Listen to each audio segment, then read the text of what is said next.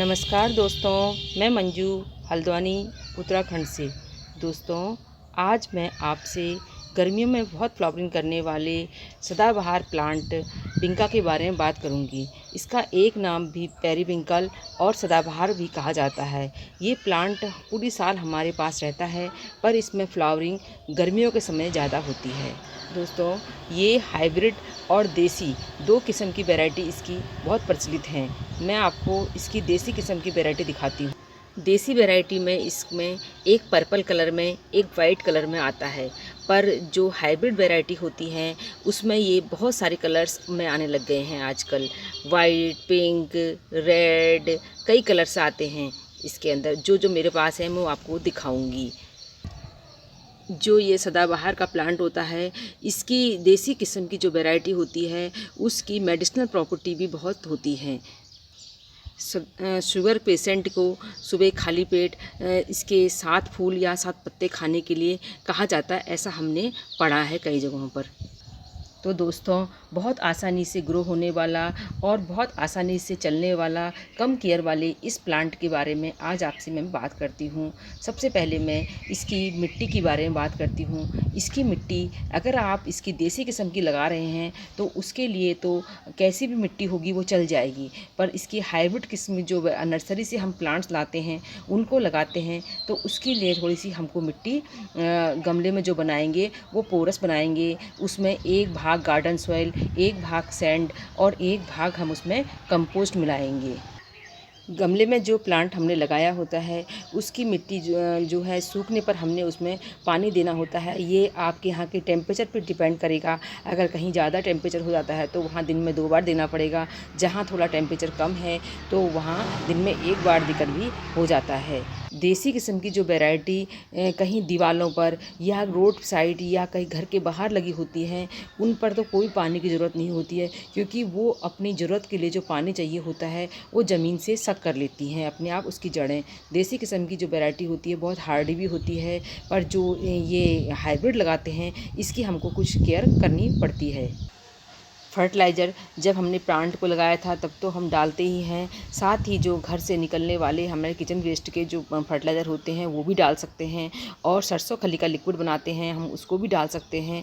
और जब फ्लावरिंग ज़्यादा लेनी होती है, जब हमारा प्लांट बड़ा हो जाता है तो उस समय के लिए हम इसमें बनाना पील का फर्टिलाइज़र बना के भी डाल सकते हैं, लिक्विड वाला।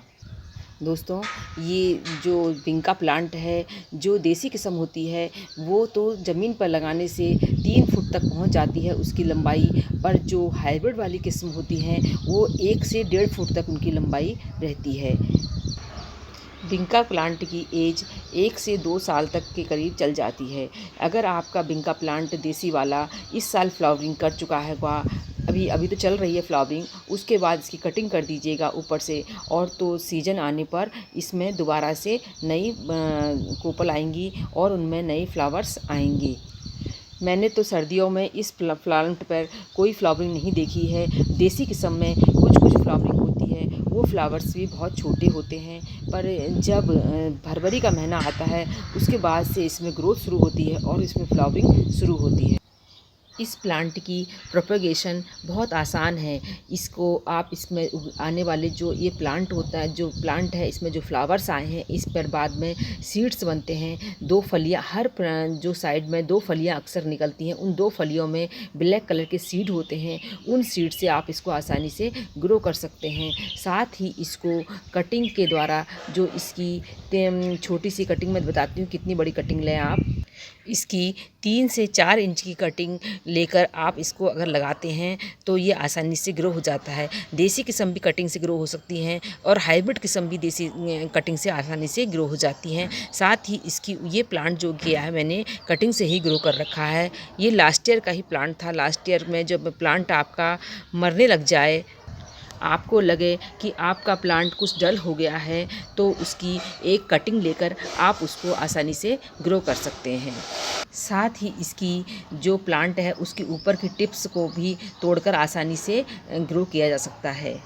सीड से ग्रो करने पर देसी किस्म में तो उसी जैसा मदर प्लांट होता है वैसे ही नया फ्लावर निकलते हैं नया प्लांट बनने पर जो हाइब्रिड किस्म है इसके सीड को अगर आप ग्रो करेंगे तो ये ज़रूरी नहीं है कि इसके जो जैसा मदर प्लांट है वैसे ही नए फ्लावरिंग प्लांट तैयार हों। उसमें हाइब्रिड किस्म को ग्रो करने पर भी देसी किस्म के फ्लावरिंग प्लांट तैयार हो जाते हैं। तो इसलिए इससे अच्छा है कि हम इसको कटिंग से ग्रो करें। कटिंग से ये आसानी से ग्रो हो जाता है। इसमें नाइट्रोजन की और आयरन की अगर कमी होती है तो इसके पत्ते थोड़े थोड़े पीले दिखाई देने लगते हैं। ये देखिए इसके पत्ते आपको कुछ कुछ पीले दिखाई दे रहे होंगे। मैं इसके अंदर आयरन की जो कमी हो रही है उसको पूरा करने के लिए जो पुरानी घर में कीले होती हैं उनको पानी में घोलकर वो भी डाल रही हूँ। तो शायद देखो धीरे धीरे कुछ असर होगा। घर के बाहर लगाने के लिए अगर आप कोई प्लांट चूज करना चाहते हैं तो उसमें ये सदाबहार का पौधा बहुत अच्छा होता है। इसकी कोई केयर नहीं करनी पड़ती है, बस एक बार आपको लगा देना है और इसको जो जानवर भी इस प्लांट को नहीं खाते हैं। इसकी देसी किस्म में तो मैंने किसी भी इंसेक्ट का अटैक नहीं देखा है, पर जो इसकी हाइब्रिड किस्में होती हैं उनके अंदर फंगस का अटैक बहुत होता है। तो जब भी हम पानी डालेंगे तो हमें देखना है कि उसकी पहले की मिट्टी सूखी है कि नहीं, तभी देंगे। और साथ ही जो नीम ऑयल का स्प्रे वगैरह करते हैं वो भी उसमें करते रहना पड़ता है जो हाइब्रिड किस्में हैं। और जो फंजीसाइड वगैरह पाउडर हमारे पास होता है तो कभी कभी जब हम उसमें पानी देते हैं तो पानी में 1 चम्मच उसको भी फंजीसाइड पाउडर को एक बाल्टी पानी में डालकर घोलकर तो उसके पौधे में स्प्रे भी कर सकते हैं और उसकी जड़ों में भी दे सकते हैं। तो इससे हमारे जो हाइब्रिड किस्में भी हैं वो भी हमारे पास साल दर साल हमारे पास बनी रहती हैं।